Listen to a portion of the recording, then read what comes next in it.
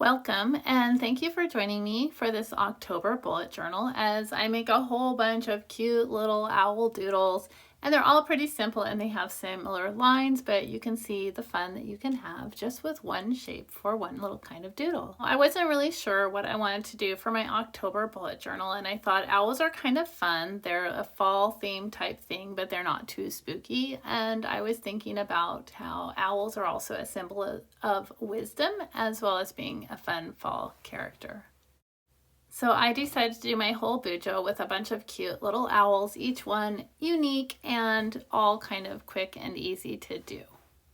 I also decided to utilize the Happy Planner stickers, which have so many different fun themed books, and I love them. And this is my Happy Planner notebook, which I also am using, but I am not paid, and this is not a promotion for Happy Planner. It just happens to be what I use, and it just happens to be something that I think is really fun.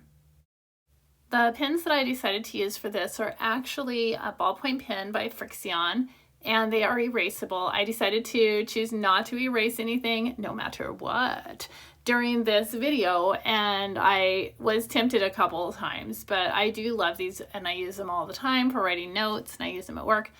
But I used them in this case because these Happy Planner pages were so thin. And they're not terribly thin, but they're thin enough that if I used a Sharpie or a flare pen, it would bleed through a little bit.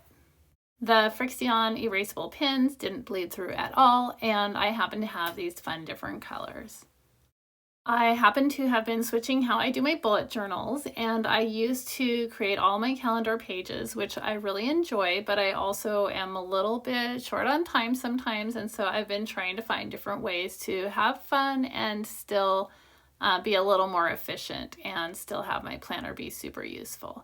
So the first page was the calendar page, and then these are just the pages for the weeks.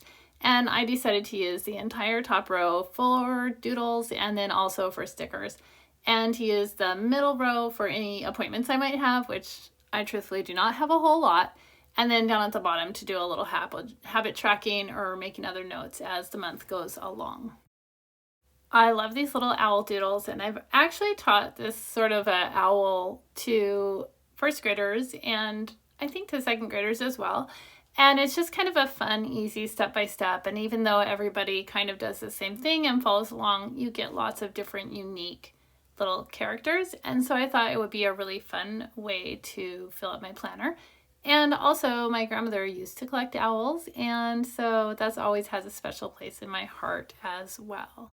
Now that I have actually purchased a calendar for the year, I'm trying to figure out exactly how to use one that somebody else makes up, and I think I might try this for a while, just doing doodles and pictures across the top row and then saving the bottom two rows for myself for later. If you have any other suggestions or pointers, please let me know, because I am a little bit new to using these pre-made calendars, and I'm looking forward to using it and finding out some of the best ways for me.